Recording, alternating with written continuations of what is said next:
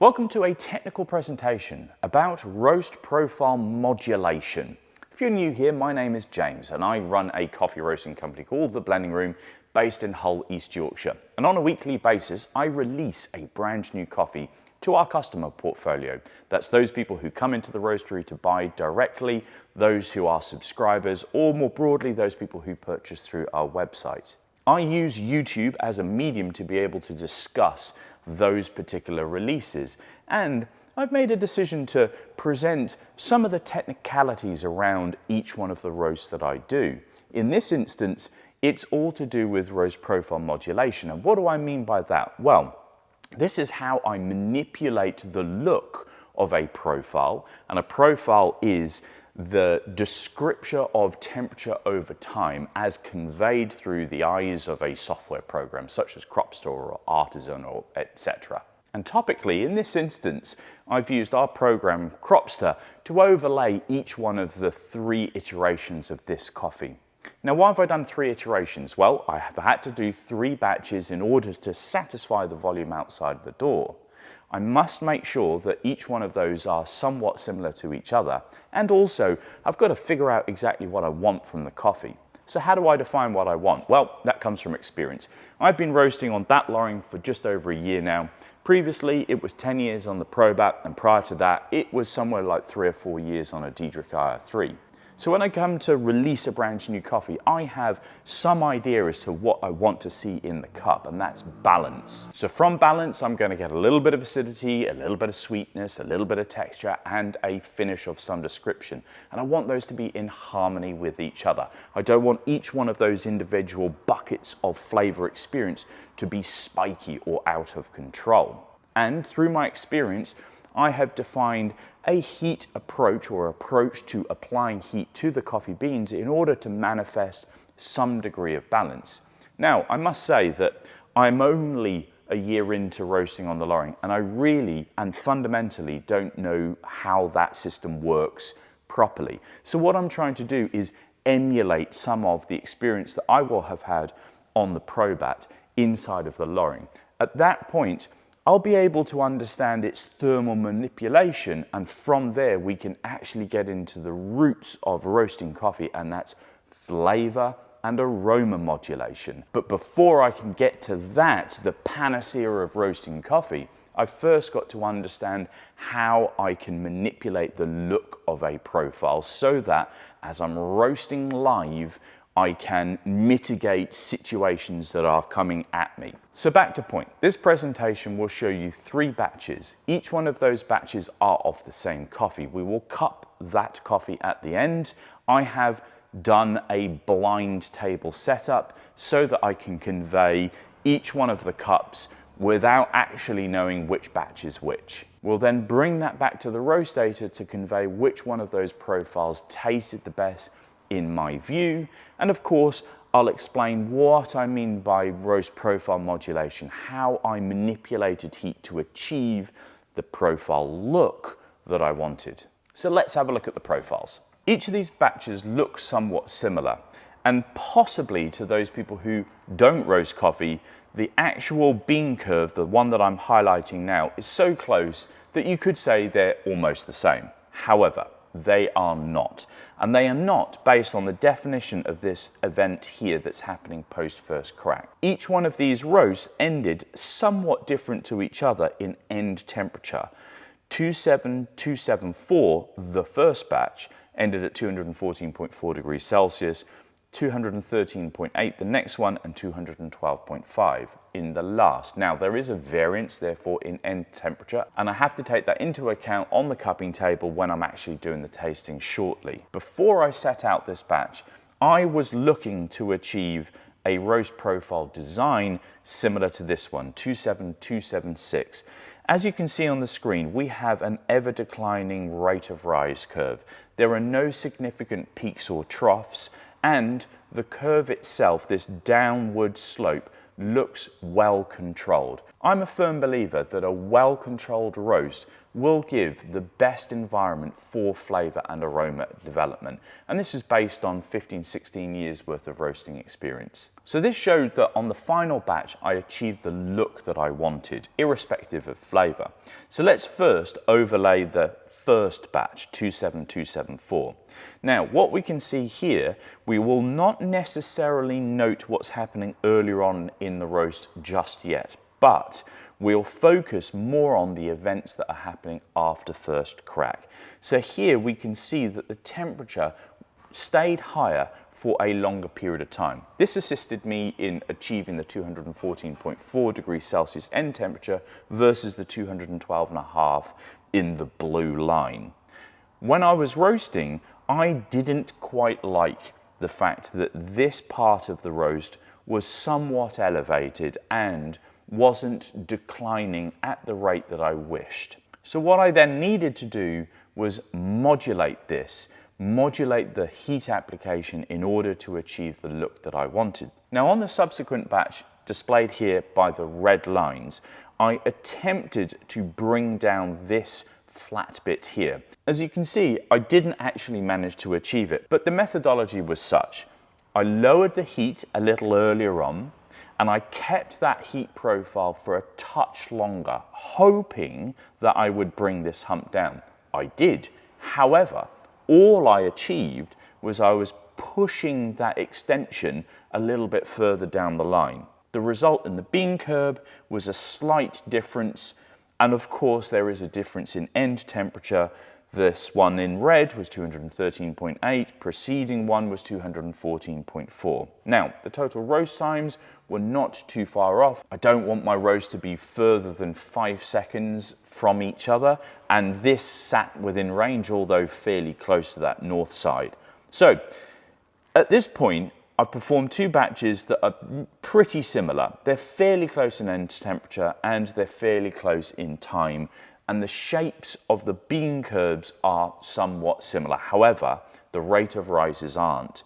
So I then needed to achieve a different setup. So I took the learnings from roast 27275 and I applied it to the very last batch, which, as you can see, had a much better fall away. Now I achieved this by increasing the gas in the middle part of the roast. I then allowed that gas to continue later on into the roast, but importantly, I began to taper that gas away a little earlier than in the prior roasts. And as a result, I had the shape of the curve that I was wanting to achieve, an ever declining slope that doesn't have any peaks or troughs or flat spots in this instance. Because I was tapering that energy away a little earlier, I also achieved a lower end temperature. This may help with some of the fruit characteristics in the cup. We'll actually get to see this on the cupping table, and that is how much does the temperature impact the overall flavour inside of the cup. In all 3 of these roasts, I used a pyramid heat approach, and that is to do with the emulation of drum roasting. It is also a way of me being able to understand the thermal capacity of the Loring, and it gives me, I hope, a better repertoire of understanding of the overall system, because each roast apparatus has different capabilities. But the unique thing about the Loring and many of the air roasters is you can almost do what you want. You're less restricted in the output that you want to achieve. Because of that, you can actually be a bit like a rabbit in a headlights when you're going to design your roast profile.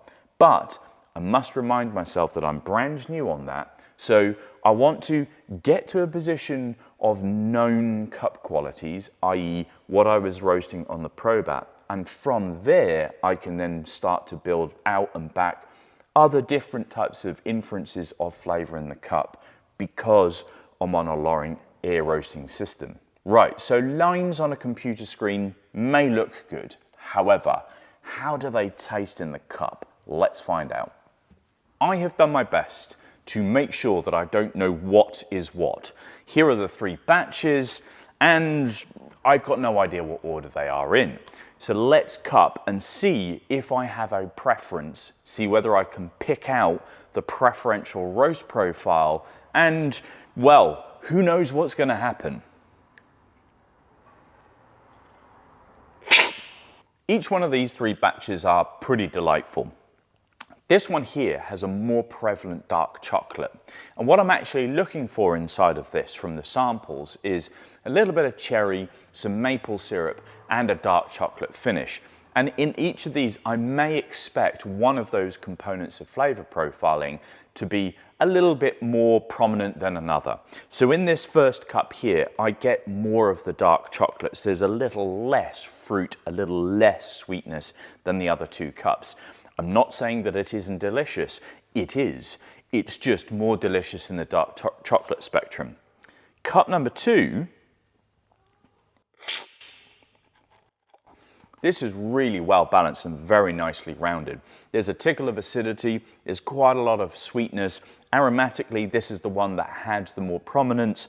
And inside of the cup, yeah, it's just incredibly well balanced. There is more homogeny to the flavors in this cup than there is in that one. I would, at this point, have a preference to this cup versus that one. So, what about the last one? This is really tough. Those 2 there are very, very similar to each other. They are different to that batch there. However, I just can't put my finger on which one I prefer. This one has a little bit more sweetness. Texturally, it's a bit more syrupy. There's a touch more of the maple or caramels and brown sugar quality to this. This is a touch lighter. It has maybe a tiny bit more of the fruit characteristics. I am torn between these 2. I've got a strong feeling that these are the 2 final batches, or the mid batch and the last batch. And I just can't pick out which I prefer out of these 2. Let's have another taste, eh? I'm going to sit in the middle. I'm going to sit on the fence in this one. And that is, if I wanted to get more of the syrupy body, I would choose this particular profile here. That profile may be linked to temperature, it may be linked to time, and it also could be linked to shape. This one here has more of the fruit prominence. So again, it could be linked to temperature, time, and shape of curve. For reference, I took a color sample of one of these and it came out as 98.4 or extremely light, just for you to be able to understand where I am on that color spectrum, and it's really important color is. So the big reveal. I think this batch here, I'm confident that this batch here was the very first, the one that ended in 7.4. And I'm right, 27274. I am confident that this batch here was the last batch, ending in 276. And I am absolutely right, which means then that this was the middle batch. So what can I take from this? Well, the batch that had the most controlled look of profile and lowest end temperature had the highest degree of fruit characters inside of the cup. Increasing the end temperature a little bit inside of the roast will give you more mid-tones than fruit characters. And if you progress that temperature more, you will end with more base notes than you will top notes. I have a preference for the nice looking roast profile design. It's an emulation of what I was doing on the ProBat. So I'm confident that that shape comes back to what I want on the cupping table, which is really important. To me, I must express the coffee in my way. None of these coffees are not delicious. Why? Because the green is good. Good green allows a roaster to be able to manipulate expressions of flavor inside of the cup. One must not input roast defects such as tipping, scorching, baking, etc. However, if you can circumnavigate those, anywhere inside of this spectrum will deliver you something delicious inside of the cup. I must stress that a nice looking profile doesn't necessarily mean a good tasting cup. It just happened to be so in this particular instance. Let me clear this away and I'll pull this presentation together in a conclusion.